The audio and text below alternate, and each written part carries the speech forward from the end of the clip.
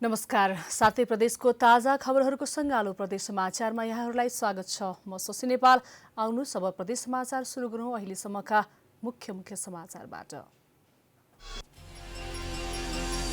नवलपुरको गैंडाकोटमा रोकिएका सवारी 9 घण्टापछि सञ्चालनमा। डाइभर्सनको पूर्व पश्चिम क्षेत्रमा 5 किलोमिटरसम्म सवारी जाम। बिरामीलाई अस्पतालसम्म पुग्न शास्ति। सप्तरीमा बाढीले पानी निकासाको विषयमा झडप। 1 महिलाको मृत्यु, 2 जना गम्भीर घाइते। लकडाउनको सदुपयोग गर्दै गुल्मीका बालबालिका चटपटे बेच्न व्यस्त।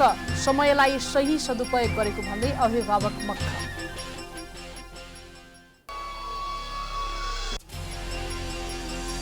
नवलपरासीको कञ्चनगढी धार्मिक पर्यटक स्थलको रूपमा विकसित। आन्तरिक पर्यटक स्थलको रूपमा विकसित हुँदै।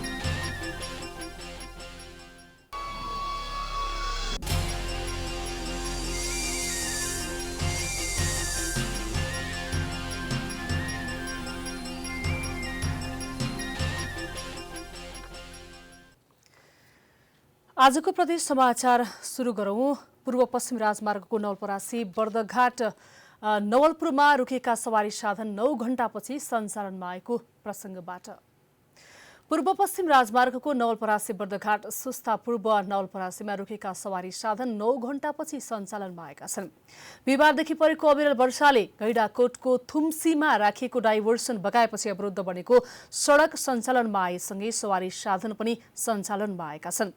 बाटो विस्तारका क्रममा राखिएको अस्थायी डाइभर्सन बिहान 4 बजे बाढीले बगाएपछि पुनः डाइभर्सन निर्माण गरी सवारी जाम खुल्ला गरिएको छ। इलाका प्रहरी कार्यालय गैंडाकोटका अनुसार राति 4 बजेदेखि अवरुद्ध बाटो अहिले सञ्चालनमा आएपछि रोकिएका सवारी गन्तव्यतर्फ लागेका छन्। नारायणगढ बुटवल सडक खण्ड विस्तार आयोजनाको कार्य जारी रहँदा अस्थायी रूपमा बनाइएको डाइभर्सन बगाएपछि अहिले ह्युम पाइप सहित माटो हालेर अस्थायी डाइभर्सन बनाइएको छ। डाइभर्सन बाढीले बगाउँदा चितवन लैजानुपर्ने बिरामीलाई भरतपुरबाट एम्बुलेन्ससँग सहकार्य गरी अस्पताल पुर्याउने व्यवस्थापन मिलाइएको थियो। पूर्ण रूपमा जाम खुल्न अझै 2 घण्टा लाग्ने प्रहरीले जनाएको छ। डाइभर्सनको पूर्व पश्चिम क्षेत्रमा नै 5 किलोमिटरसम्म सवारी जाम रहेको छ।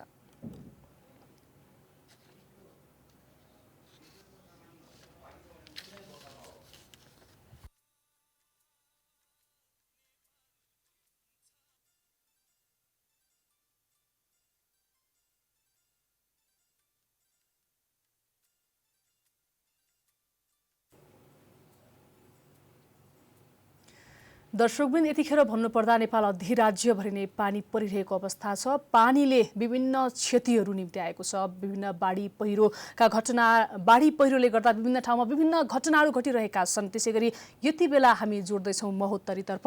महोत्तरीमा निरन्तर पानी परि नै रहेको छ। खोला तथा नदीमा पानीको बहाव बढेको छ र पानीको बहाव बढ्दा बस्तीहरू डुबानमा पर्ने समस्या झनै बढेर गएको छ। यस सम्बन्धमा पछिल्लो अवस्थाबारे जानकारी दिन संवाददाता दीपक पाण्डे प्रत्यक्ष टेलिफोन सम्पर्कमा हुनुहुन्छ।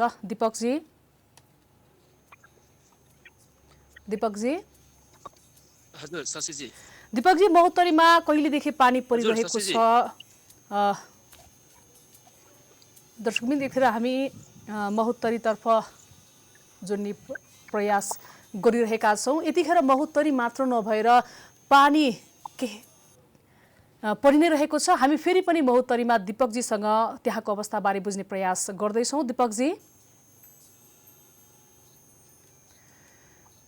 दर्शकबिन यतिखेरको कुरा गर्दा महोत्तरीमा पानी परिरहेको छ। निरन्तरको पानीले अथवा खोलामा बहाव बढ्दाखेरि चाहिँ त्यहाँका बस्तीहरूमा डुबानको समस्या परेको छ भनेर हामीले जानकारी पाएका छौँ र हामी यसै विषयमा त्यहाँको पछिल्लो अवस्था के रहेको छ भन्ने विषयमा जानकारी गराउने प्रयासमा छौँ। हामी महोत्तरीका संवाददाता दीपक पाण्डेसँग त्यहाँको पछिल्लो अवस्थाको बारेमा जानकारी गराउने प्रयासमा छौँ। यतिखेर भन्नुपर्दा निरन्तर पानी परिरहेको छ। अलि अगाडि मात्र अहिले भन्नुपर्दा सिन्धुपाल्चोकमा बाढी पहिरोको त्रासले जनधनको धेरै ठुलो क्षति भएको छ। पोखरामा त्यस्तै भएको छ, म्याग्दीमा त्यस्तै भएको छ। यी त उदाहरणीय ठाउँ मात्रै हुन्। यस्ता धेरै घटनाहरू पहाडतिर बाढी पहिरोको बढी डर हुन्छ भने तराईमा चाहिँ हरेक वर्ष पानीको सतह बढ्दा अथवा निरन्तरको वर्षाले चाहिँ तराईका बस्तीहरू डुबानमा पर्ने गरेको हामीले पाएका छौँ। यति भइरहँदा पनि सरकारी स्तरबाट चाहिँ त्यति राम्रो पहल कदमी भएको पाइँदैन। हरेक वर्ष जब पानी पर्छ तब यसको विषयमा कुरा उठ्छ, अब हामीले कसरी व्यवस्थापन गर्ने, कसरी चाहिँ त्यहाँका बासिन्दालाई उद्धार गर्ने भन्ने कुरा उठ्छ। तर पानी नपर्ने अवस्थामा जब पहिला नै पूर्व तयारी गर्नुपर्ने हुन्थ्यो, हरेक वर्ष यही नियति दोहोरिरहेको हामीले पाउँछौँ। त्यस्तै भएको छ अहिले पनि। फेरि पनि हामी महोत्तरीतर्फ जोड्ने प्रयासमा छौँ। दीपकजी सुन्नुभएको छ? हामी महोत्तरीका संवाददाता दीपक पाण्डेसँग प्रत्यक्ष त्यहाँको अवस्था के छ भनेर बुझ्ने प्रयासमा छौँ। हामी फेरि पनि के छ त अवस्था महोत्तरीमा? सिन्धुपाल्चोकमा पहिरो गइरहँदा, पोखरामा निरन्तरको पानीले क्षति पुर्याइरहँदा विभिन्न धेरै मानिसको मृत्यु भएको छ भने भौतिक संरचनाको पनि धेरै क्षति भएको छ। तराईका भेगमा भन्नुपर्दा विभिन्न बस्तीहरू डुबानमा परेका छौँ। तराई मात्र किन भन्नु दर्शकबिन, काठमाडौँ उपत्यकामै पनि अलि निरन्तर पानी पर्यो भनेदेखि यहाँ पनि डुबानमा पर्ने अवस्था यहाँ हामीले बारम्बार यो भोग्दै आएका छौँ। हामी फेरि पनि हामी संवाददाता दीपक पाण्डेलाई जोड्ने प्रयास गर्नेछौँ। अहिले भने बाँकी प्रसङ्ग। सप्तरीमा बाढीको पानी निकासको विषयलाई लिएर दुई पक्ष बीच झडप हुँदा एक महिलाको मृत्यु भएको छ भने 2 जना गम्भीर घाइते भएका छन्। सप्तरीको डाक्नेश्वरी नगरपालिका साथ ब्रह्मपुर ललितपुर टोलमा शनिबार बिहान दुई पक्ष बीच भएको झडपमा सोही वडाकी 50 वर्षीय चान्स देवी मण्डलको मृत्यु भएको प्रहरीले जनाएको छ। झडपका क्रममा 2 जना गम्भीर घाइते भएका छन्। घाइतेहरूलाई उपचारका लागि सदरमुकाम राजविराज स्थित गजेन्द्र नारायण सिंह अस्पतालमा लगिएको छ। घटनाबारे थप अनुसन्धान भइरहेको प्रहरीले जनाएको छ। निरन्तर वर्षाले गाउँमा बाढी पसेपछि निकासाको विषयमा एक पक्षले आफू सुरक्षित हुने गरी पानी निकासको प्रयास गर्ने र अर्को पक्षले आफ्नो अनुकूल निकासको व्यवस्था अडान लिएपछि झडप सुरु भएको थियो। स्थानीयवासी गजेन्द्र मण्डलले यस विषयमा हामीलाई जानकारी गराउनुभयो। निकासको विषयले उग्र रूप लिँदा दुवै पक्षबाट घरेलु हतियार प्रयोग भएको र सो क्रममा एकजनाको घटनास्थलमा नै मृत्यु भएको हो। अन्य घटनामा संलग्नहरूको खोज तलास कार्य समेत भइरहेको प्रहरीले जनाएको छ। अब लागौं प्रदेश 1 को सुनसरीतर्फ। कसैको लागि सप्तकोशी नदीको बाढी पीडा र चिन्ताको विषय बनेको छ भने कसैलाई यसले खुसी पनि दिएको छ। कोशी आसपासमा रहेका केही घर परिवारका लागि कोशी बाढी आम्दानीको स्रोत बनेको छ। कोशीले बगाएर ल्याउने दाउरा जम्मा गरेर उनीहरूले आम्दानी गर्न थालेका छन्। स्थानीयलाई वर्षायाम सुरु भएसँगै ज्यानको कुनै प्रवाह नगरी कोशीमा बाढीले बगाएर ल्याएका दाउरा संकलन गर्न भ्याइ नभ्याइ भएको छ। घरमा आर्थिक अभावका कारण दाउरा संकलनका लागि उनीहरू वर्षौंदेखि जोखिम मोल्दै आएका छन्। कोशी ब्यारेजमा खोलिएका ढोकामाथि दैनिक उनीहरू लाठीमा भाला उनेर आफैले बनाएको घरेलु औजारको सहायताले बाढीले बगाएर ल्याएको दाउरा निकाल्ने गर्छन्। सप्तकोशी नदीमा बगिरहेको पानीको बहावको प्रवाह नगरी काठ दाउरा निकाल्न तछाड मछाड गरिरहेको दृश्य हो यो।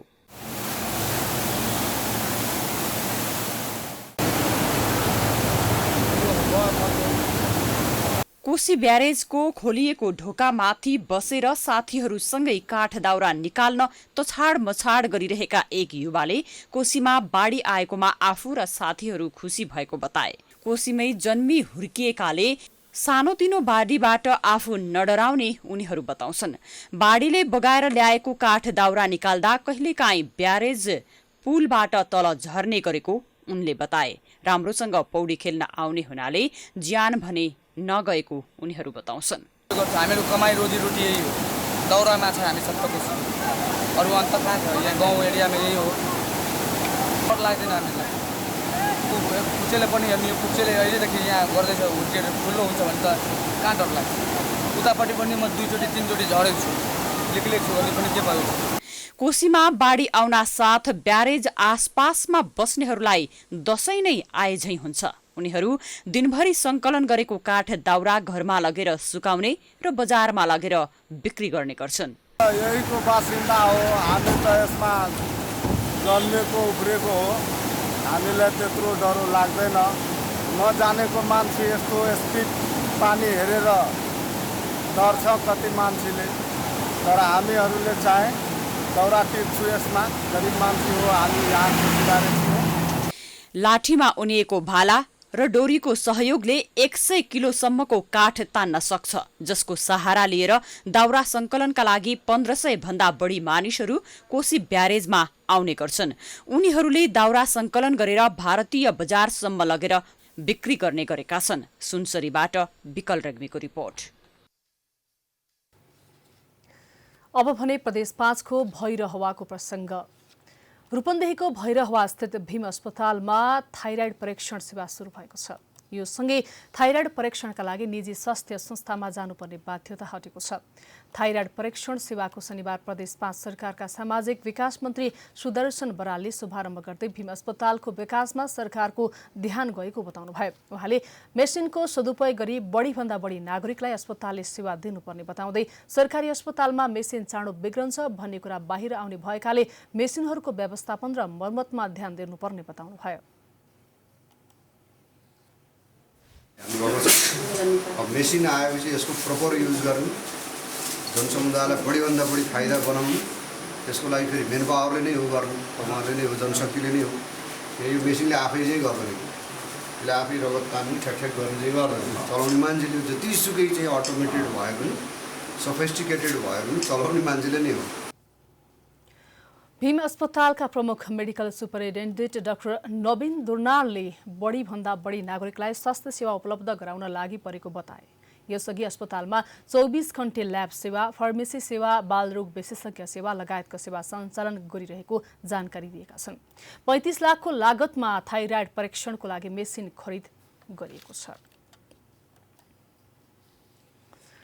दर्शकबिन, निरन्तरको पानीले यतिखेर विभिन्न ठाउँमा ठूलो क्षति पुर्याएको छ। सिन्धुपाल्चोकको कुरा गर्यौं, हामीले म्याग्दीको कुरा गर्यौं, पोखराको कुरा गर्यौं।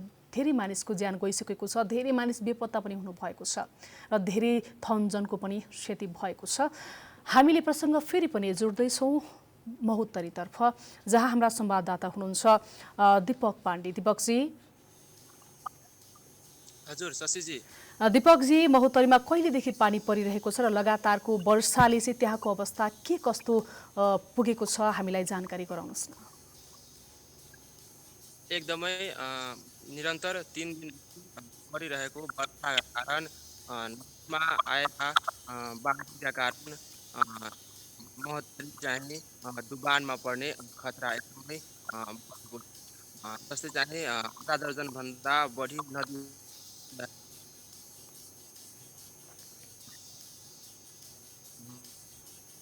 नदीमा पानीको बहाव एकदमै पृष्ठभूमिमा हेर्नुहुन्छ। मैले रातो नदी किनारमा छु, जहाँ पानीको बहाव एकदमै बढिरहेको अवस्था छ।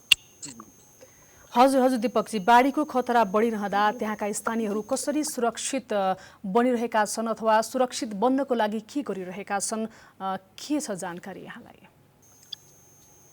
एकदमै गत वर्ष पनि आएको थियो र त्यसमा चाहिँ 8 जना बढीले ज्यान गुमाएका थिए भने हजारौं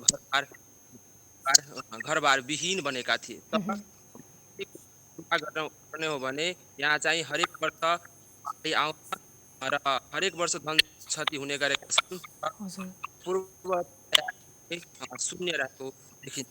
यहाँ चाहिँ 15 स्थानीय तहहरूको महत्त्वमा एउटा तह पनि बाढीबाट बचाउन पूर्व तयारी गरेको देखिँदैन। तर चाहिँ जिल्ला विपद व्यवस्थापन समितिले बाढीबाट डुबानमा पर्ने बस्तीहरूको लागि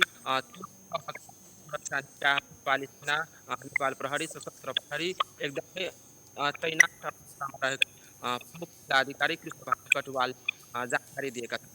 त्यस्तै हेर्ने हो भने जनताको प्रबन्ध चाहिँ प्रत्येक वर्ष करोडौं रुपैयाँ खर्च गर्ने गरेका छन् र चाहिँ नामको लागि मात्र बन्ने गरेका छन् र प्रत्येक वर्ष प्रबन्ध चाहिँ भत्किँदै गर्छन् र यसपालि पनि महोत्तरीमा लगभग 16 करोड भन्दा बढी लागतमा तटबन्धहरू निर्माण गरिएको छ र बाढी आएको एक दिनमै जिल्लाको 2-3 ठाउँमा तटबन्ध छुटिएको अवस्था छ। जस्तै रानी रथपारा बजार लगायतको स्थानमा तटबन्ध टुटिसकेको अवस्था छ। बस्तीमा एकदमै प्रवेश गरिसकेको अवस्था छ। शशीजी हस् दीपकजी, जानकारीका लागि यहाँलाई धेरै धेरै धन्यवाद। यतिखेर हुनुहुन्थ्यो संवाददाता दीपक पाण्डे महोत्तरीबाट। यतिखेर महोत्तरीमा पनि निरन्तर वर्षाले चाहिँ त्यहाँ पनि विभिन्न किसिमका डुबानहरू लगायत का समस्या भइरहेका छन् र त्यहाँको स्थानीयलाई कसरी सुरक्षित बस्ने भन्ने कुराले एकदमै पिरुलिरहेको अवस्था रहेको छ। र त्यहाँ चाहिँ विभिन्न सुरक्षा निकायले यतिखेर चाहिँ त्यहाँ के कसरी अगाडि बढ्ने भन्ने कुरामा चाहिँ लागि परेको भन्ने उहाँले हामीलाई जानकारी गराउनु भयो। अब बाँकी प्रसङ्ग। सुनसरी हुँदै देशका विभिन्न स्थानसम्म लागु औषध पुग्ने गरेको पाइएपछि सुनसरी प्रहरीले लागु औषध विरुद्धको स्वीप अपरेसन चलाएको छ। सुनसरी प्रहरीले पछिल्लो 2 महिनामा लागु औषध कारोबारको निकै ठूलो नेटवर्कको पर्दाफास समेत गरेको छ।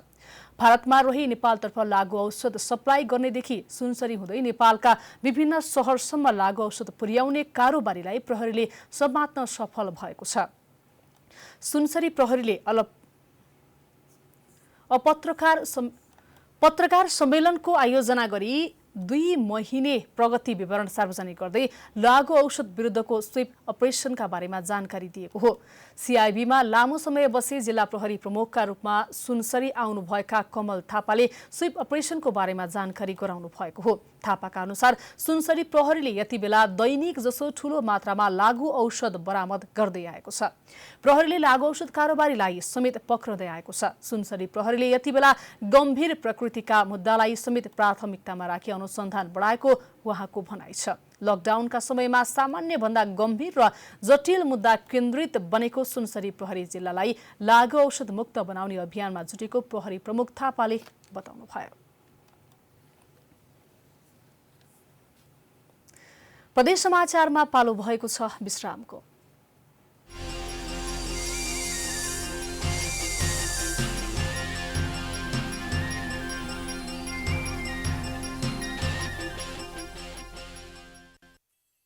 विश्रामपछि स्वागत छ। अबको पालोमा प्रदेश 5 को गुल्मीको प्रसङ्ग। पछिल्लो समय लकडाउनका कारण स्कुलहरू बन्द भएपछि अभिभावकहरूलाई आफ्ना साना उमेरका छोराछोरीलाई हेरचाह गर्न निकै समस्या परिरहेको छ। विद्यालय सुचारू नभएपछि विद्यार्थीहरूलाई पनि समय काट्न गाह्रो भइरहेको छ। तर गुल्मीका बालबालिकाहरूले भने चटपटे बेचेर समय बिताउँदै पैसा आर्जन गर्न थालेका छन्।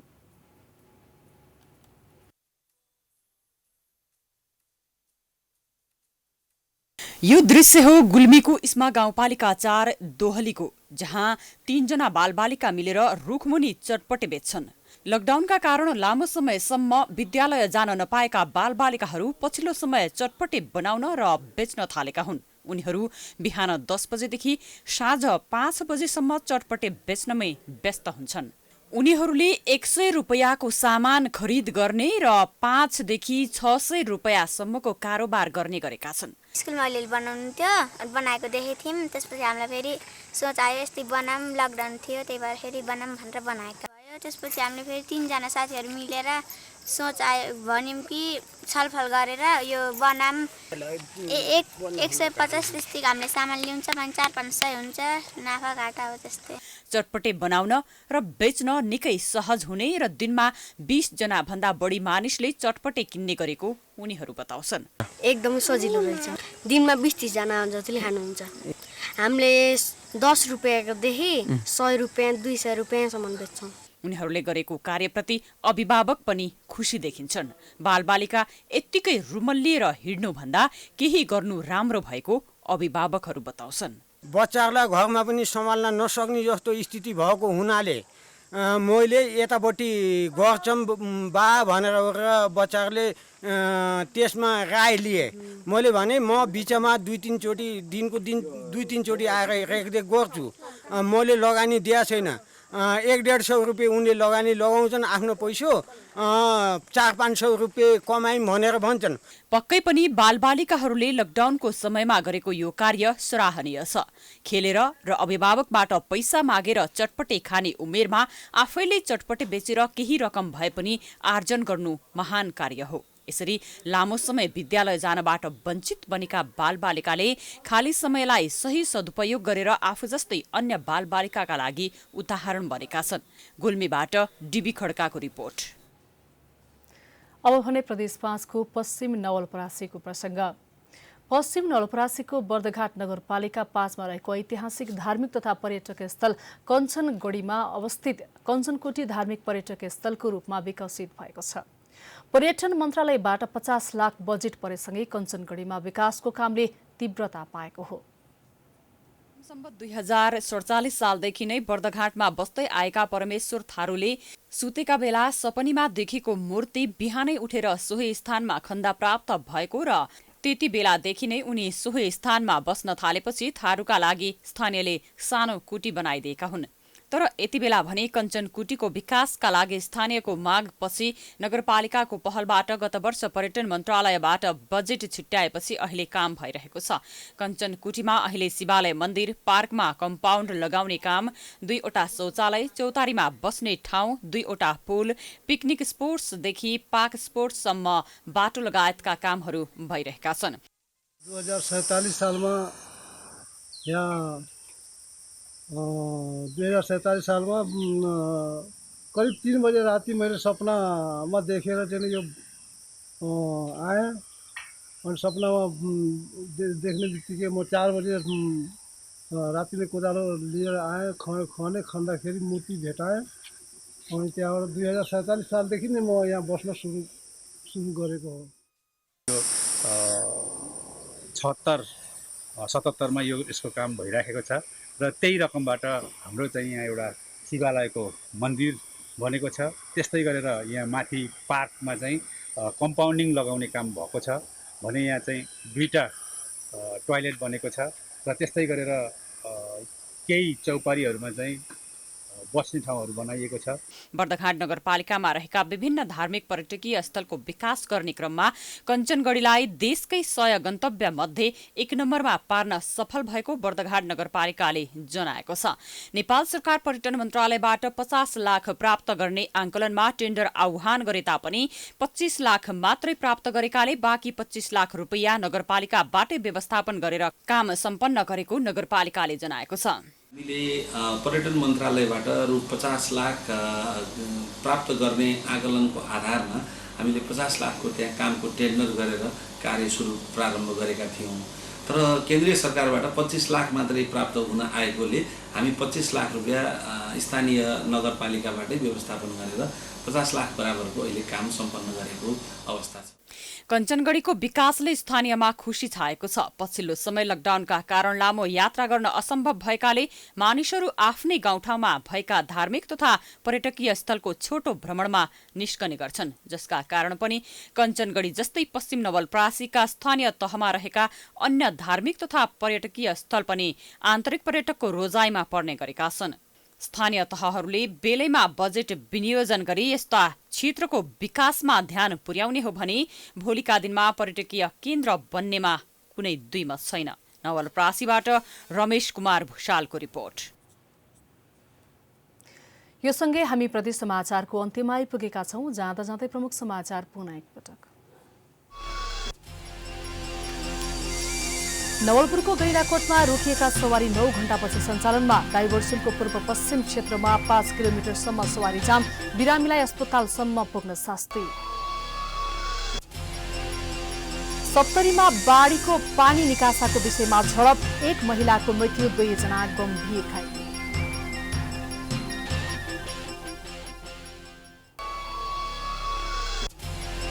लकडाउनको सदुपयोग गर्दै गुल्मीका बालबालिका चटपटे बेच्न व्यस्त।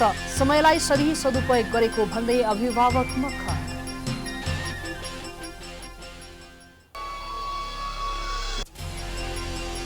र नवलपरासीको कञ्चनगढी धार्मिक पर्यटक स्थलको रूपमा विकसित। आन्तरिक पर्यटक स्थलको रूपमा विकसित हुँदै